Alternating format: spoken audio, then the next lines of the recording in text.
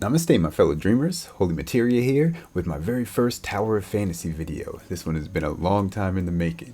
Today we're going to be talking about my first impressions of Tower of Fantasy on PlayStation, but before we get into it, be sure to hit that like button and subscribe for more content, and you can also follow me on Twitch if you want to join in on the adventure with me. So without further ado, let's get right into the video. So Tower of Fantasy is a beautiful and immersive free-to-play, massively multiplayer online RPG, open world, anime-inspired, sci-fantasy, just everything that I love. Like it's everything that I love. There's all kinds of things you can say about it. But yeah, basically it's an open world multiplayer game RPG that you can play for free. It's free to play. It has a gacha system, but it's much more forgiving than like the gacha system in games like Genshin Impact, for example. We'll talk a little bit about that. But yeah, this game is just one of the most beautiful and one of the most immersive games I've ever played. It's so much fun to play with other people too, because it's an actual MMO. It's not just like a RPG that's multiplayer the way something like Genshin is, where other people can enter your world. It's a shared open world, so you can do most things with your friends. You can do most things multiplayer, including the story.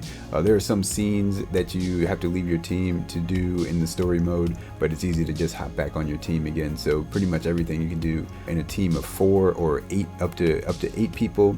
Some of the domains and things you can only have 4 people in, but when you're exploring the world, you can just run around with 8 teammates, which is super cool. And you can have even more than that, like on the same channel, but you just won't be in the same party, but you can still like be together and follow each other around. Yeah, but the game is beautiful. It has an engaging story with characters that are really likable. It's been a long time since I was like just so invested in the characters of a game that I played. So like that's what, like I played this on PC when it first came out, but it ran terribly on my PC, not because of the game, but because my PC is just not very good, especially for gaming. So it ran really badly, but I loved it so much that I kept playing, even with like how laggy it was, and like if my graphics looked like it was on Nintendo 64 or something. It was terrible, but I loved the game so much that I kept playing it for a while. And like even at the beginning, I was so invested in the characters, like especially the character Shirley. Like I was really invested in her story, and I still feel like that now. When you play it on PlayStation, I guess just recently they've changed it to where you skip a lot of the beginning story, but you can go back and play it again. And at first I was really upset about that, because there were some minor spoilers when they did that, and actually some major spoilers, to be honest. But because they wanted to skip so that you could get to the next part of the game where they have like the newer content. And after seeing that, after going to Vera, the newer area, it's worth it I understand like why they want you to skip it, because the new area is like a completely different game. Like the Vera and the city of Meroria, it's just the most gorgeous place.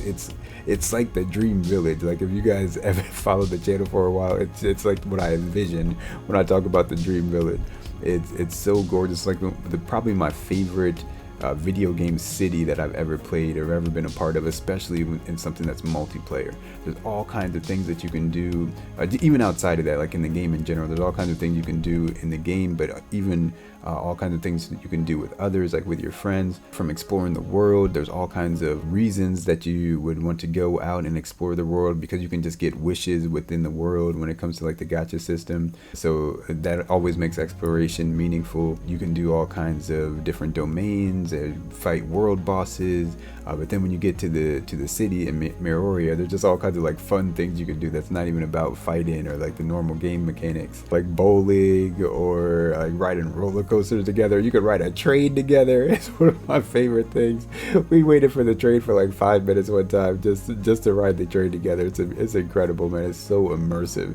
Like you get your own place. It's just so, I won't spoil too much, but yeah, that place it's worth going to. It's worth skipping. I understand why they did it.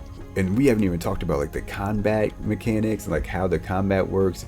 It's so cool. You get 3 weapons that you can have, and you can switch between on the fly during combat, and the weapons have different classes. So it's like healer, tank, and DPS. So it's like It's called Attack, Benediction, and the defense one. I don't remember what the defense one is called because I don't really use it that much.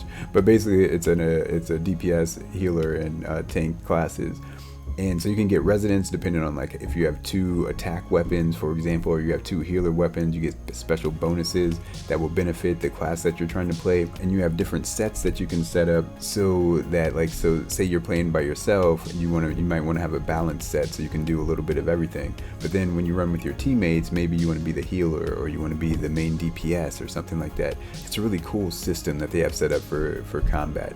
And the movement, you guys know that I love movement in any game that I play, which is why I love Shinobi Striker so much.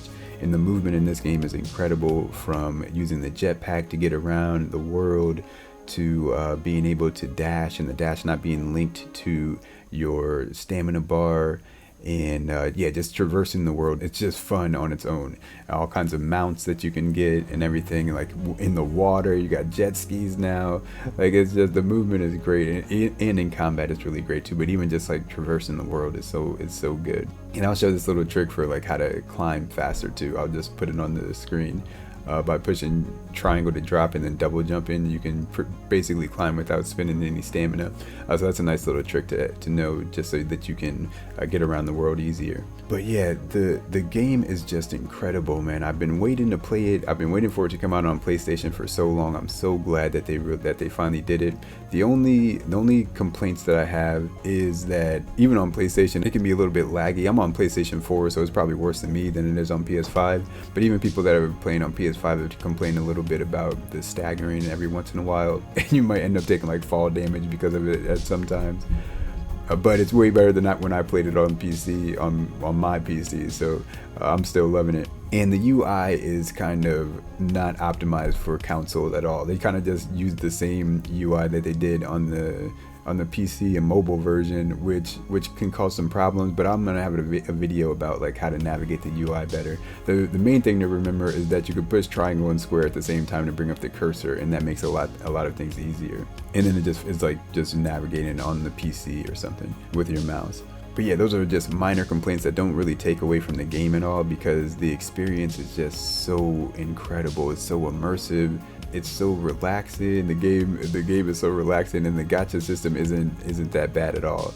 The only other gacha game I've played is Genshin, so that's the only thing I really have to compare it to. But for example, like in Genshin, the pity to get like a 5-star is 90 wishes, and this one it's only 80. And then also in Genshin, if you get a 5-star before you hit pity, then your pity resets. So then you have to do another 90 to get to your next 5-star. But in this, the SSR weapons, which are like the best weapons, the equivalent of 5 stars in Genshin, you only need 80 for the pity. And if you get a 5-star before that, then you still will get another SSR weapon when you get to 80. So it doesn't reset just because of that. So that's way more forgiving. I haven't had any problems getting the weapons that I've wanted so far. But just in general, just when you play games like this, you just have to know to be responsible, play, spin responsibly, and I gotta try to have a mentality of like being satisfied with what I have, and then just being like happy when I get something new, no matter what it is. I feel like when you try to get like one specific thing, you can end up spending a whole bunch of money, like thousands of dollars. So just maybe have like a general idea what you want your character to be like, instead of thinking like, I want this specific weapon, I gotta have it, because then you might end up spending a lot. I'm always a light spender on these games. I like to spend a little bit just to support them, because it's free to play. It's completely free to play. You can enjoy it completely free without ever spending any money. I spent like $6 on it so far. I got the $5 pack, the adventure pack, so that I could get a free SSR, or not a free SSR, but like choose an SSR weapon that I wanted. And then I also bought the thing for 99 cents, which gives you that the thwip thing, the relic that helps you like traverse the world, because I just like to be able to move, but I don't even use it. I always forget that I even have it, because the jetpack is already so useful. But yeah, I would just say like be responsible with your spending in a game like this, in any kind of gacha game. But I've never been a gotta catch 'em all kind of person, so they don't really ever get me on those kind of things. But if you are like that, I would play with caution, or spend with caution at least.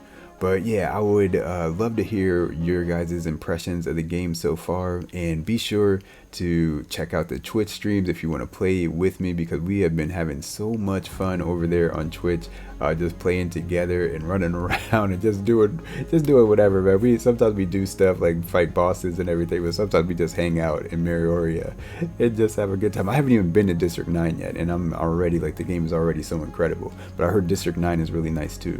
So yeah, these are my first impressions of the game on PlayStation. It's definitely worth trying. It's a free game. You don't have to pay anything to play it at all, so it's free to download. So I would definitely recommend trying it. I'm gonna have a lot more content on this game on the channel. Of course, I'll still keep up with the Shinobi Striker stuff whenever something new comes out, but I'm gonna be talking about like how to play this on PlayStation, especially like the menus, and even just little stuff like joining parties and stuff can be confusing. So yeah, I'll have some more content for you guys about this game soon, and I've been streaming it pretty much every night on Twitch, which is something I never do, but it's like every morning in the US for you guys. But yeah, guys, let me know what you guys are thinking of the game. I hope to see you in the world of Tower of Fantasy. It's just an incredible experience, and it's even more incredible with your friends, man. So I would love to see you guys there. Thanks for watching. I really appreciate it if you made it this far into the video. Let me know what you guys think. Be sure to hit that like button and subscribe for more content. I'll see you guys in the next one. Everybody stay safe out there. Peace and love.